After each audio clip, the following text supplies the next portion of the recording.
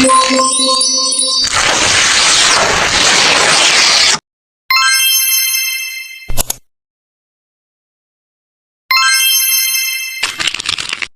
geologi dan sejarah kehidupan. Kajian perkembangan bumi dilakukan berdasarkan ukuran tertentu yang disebut skala atau waktu geologis. Waktu geologis ini diketahui berdasarkan pengukuran dan pengamatan terhadap lapisan-lapisan batuan. Tiap lapisan batuan terbentuk pada masa tertentu dan menyimpan berbagai informasi pada saat pembentukannya, seperti kondisi alam serta jenis hewan dan tumbuhan yang hidup pada masa tersebut. Dengan kata lain, umur bumi serta pembagian masa dalam perkembangan bumi dapat diketahui dari batuan yang ada di permukaan bumi. A. Zaman Prakambrium. Zaman Prakambrium adalah lapisan-lapisannya selalu terdapat di bawah lapisan-lapisan yang mengandung fosil. Pada era Prakium dapat diketahui pula bahwa di beberapa daerah terdapat iklim yang sangat dingin. Endapan terbentuk oleh gletser.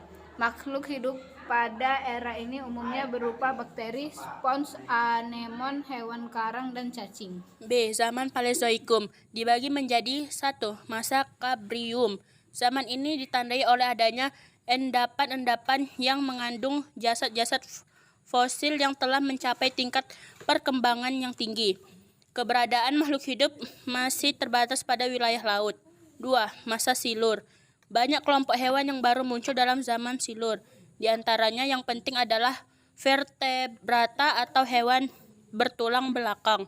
3. Masa Devon. Masa ini bercirikan munculnya tumbuhan darat dan hewan bertulang belakang. Periode Devon terbagi menjadi 3, yaitu Devon bawah, Devon tengah, dan Devon atas. Pada masa Devon, banyak ditemukan lapisan-lapisan endapan daratan yang luas di sungai-sungai atau danau.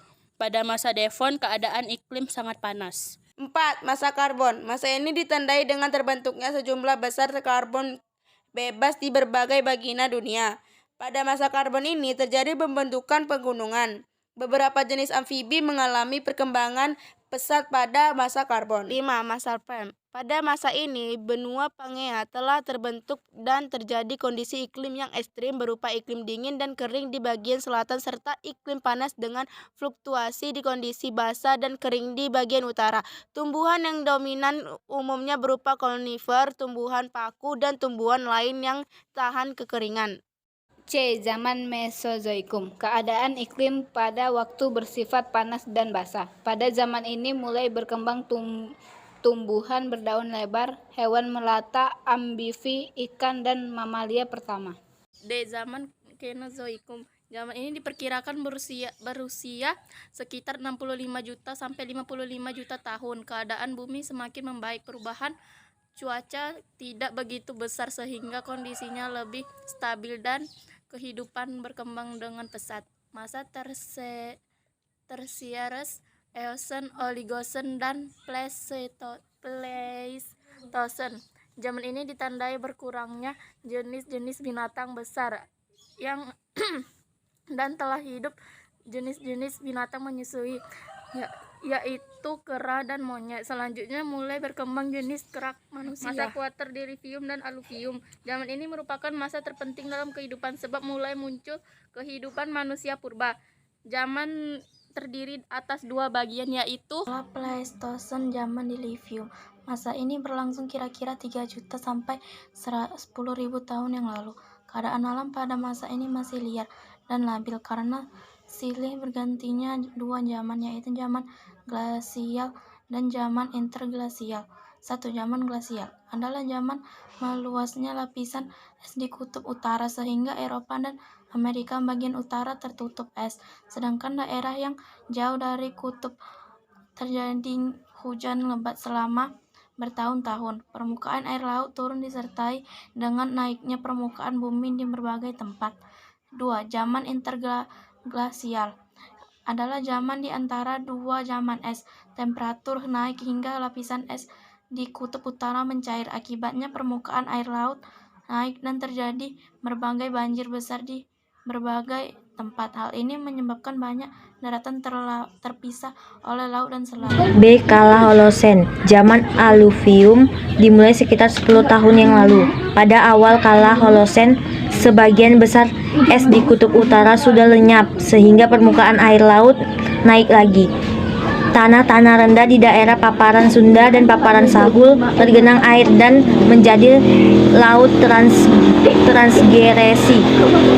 Dengan demikian muncullah pulau-pulau di Nusantara. Pada masa ini hidup manusia yang disebut Homo sapiens, manusia cerdas. Pada masa ini juga mulai muncul nenek moyang kita sekarang ini dan mulailah terjadi perkembangan kebudayaan manusia yang pesat. Lapisan bumi dan pergeseran benua. Bumi yang kita injak berlapis-lapis. Berikut adalah lapisan bumi. 1. Lapisan kulit bumi atau crust. Kerak bumi adalah lapisan terluar bumi yang terbagi menjadi dua kategori, yaitu gerak samudra dan kerak bumi benua. Kerak samudra mempunyai ketebalan sekitar 5-10 km, sedangkan kerak benua mempunyai ketebalan sekitar 20-70 km. Penyusun kerak samudra yang utama adalah batu balasalt, sedangkan batuan penyusun kerak benua yang utama adalah granit yang tidak sepadat batuan balast. Kerak bumi dan sebagian mantel bumi membentuk lapisan litosfer dengan ketebalan total kurang lebih 80 km. Temperatur kerak meningkat seiring ke dalamnya. Pada batasan terbawahnya temperatur kerak menyentuh angka 200-400 derajat Celcius. Kerak dan bagian mantel yang relatif padat membentuk lapisan litosfer karena konveksi pada mantel bagian atas, dan astonosfer. Litosfer dipecah menjadi lempeng tektonik yang bergerak. Temperatur meningkat 30 derajat Celcius setiap kilometer. Namun gradien panas bumi akan semakin rendah pada lapisan kerak yang lebih dalam. Lapisan selimut bumi. Selimut atau selubung bumi merupakan lapisan yang letaknya di bawah lapisan kerak bumi. Lapisan ini sebagian besar berupa silikat atau besi dan magnesium. Sesuai dengan namanya, lapisan ini berfungsi untuk melindungi bagian dalam bumi. Selimut bumi tebalnya mencapai 2.900 km dan merupakan lapisan batuan yang padat yang mengandung silikat dan magnesium. Suhu di bagian bawah selimut mencapai 3.000 derajat Celcius, tetapi tekanannya belum mempengaruhi kepadatan batuan. Selimut bumi dibagi menjadi 3 bagian, yaitu litosfer, astenosfer, dan mesosfer. Litosfer merupakan lapisan terluar dari selimut bumi dan tersusun atas materi-materi padat terutama batuan. Lapisan litosfer tebalnya mencapai 100 km. Bersama-sama dengan kerak bumi, kedua lapisan ini disebut lempeng litosfer. Litosfer tersusun atas 2 lapisan utama, yaitu lapisan sial dan lapisan sima. Lapisan sial adalah lapisan litosfer yang tersusun atas logam silium dan aluminium. Senyawa dari kedua logam tersebut adalah SiO2 dan A12O3. Batuan yang terdapat dalam lapisan sial antara lain batuan sedimen, granit, andesit, dan metamorf. Lapisan sima adalah lapisan litosfer yang tersusun atas logam silium dan magnesium. Senyawa dari kedua logam tersebut adalah SiO2 dan MgO. Berat jenis lapisan sima lebih besar jika dibandingkan dengan berat jenis lapisan sial. Hal itu karena lapisan sima mengandung besi dan magnesium. B. Astenosfer. Astenosfer merupakan lapisan yang terletak di bawah lapisan litosfer. Lapisan ini tebalnya 100-400 km. Ini diduga sebagai tempat formasi magma. Magma induk. Astenosfer. Dia ketawa. B. Astenosfer. Astenosfer merupakan lapisan yang terletak di bawah lapisan litosfer. Lapisan ini tebalnya 100-400 km. Ini diduga sebagai tempat formasi magma induk. Astenosfer ini terdiri dari materi dalam keadaan cair atau semi cair. Astenosfer suhu normalnya adalah antara 1.400 sampai 3.000 derajat Celcius. Suhu yang sangat tinggi menyebabkan lapisan termasuk batu mencair. Hal ini terutama terdiri dari silikat besi dan magnesium. Suhu atmosfer bervariasi dengan dari barometer atau inti pada daerah tertentu di permukaan bumi. Ini mana suhu inti lebih tinggi atmosfer dapat ditemukan dalam keadaan cair. Atmosfer berperan dalam gerakan lempeng tektonik.